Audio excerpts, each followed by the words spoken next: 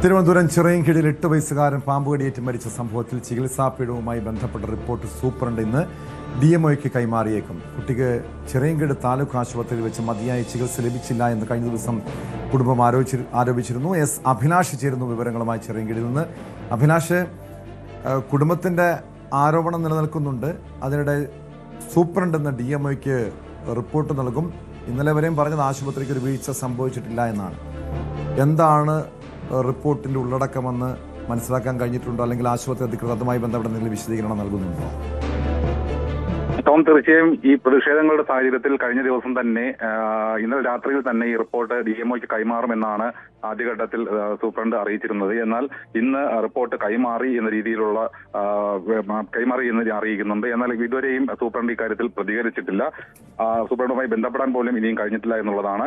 എങ്കിലും ഈ റിപ്പോർട്ടിന്റെ ഉള്ളടക്കം എന്ന രീതിയിൽ നമുക്ക് മനസ്സിലാക്കാൻ സാധിക്കുന്നത് ആശുപത്രിയെ തികച്ചും കുറ്റവിമുക്തമാക്കിക്കൊണ്ട രീതിയിലുള്ള ഒരു റിപ്പോർട്ടാണ് സൂപ്രണ്ട് DMOയ്ക്ക് കൈമാറിയതെന്നാണ് ഇപ്പോൾ നമുക്ക് ലഭിക്കുന്ന വിവരം. കാരണം 2 തവണ രക്തപരിശോധന നടത്തിയെങ്കിലും വിഷത്തിന്റെ സാന്നിധ്യം കുട്ടിയുടെ രക്തത്തിൽ കണ്ടെത്താൻ സാധിച്ചില്ല എന്നുള്ളത് കൊണ്ട് തന്നെയാണ് കൂടുതൽ ചികിത്സയ്ക്ക് വേണ്ടിയിട്ട് തിരുവനന്തപുരം മെഡിക്കൽ കോളേജ് ആശുപത്രിയിലേക്ക് റഫർ ചെയ്തത് എന്ന രീതിയിലുള്ള റിപ്പോർട്ടാണ് നൽകിയിരിക്കുന്നത്.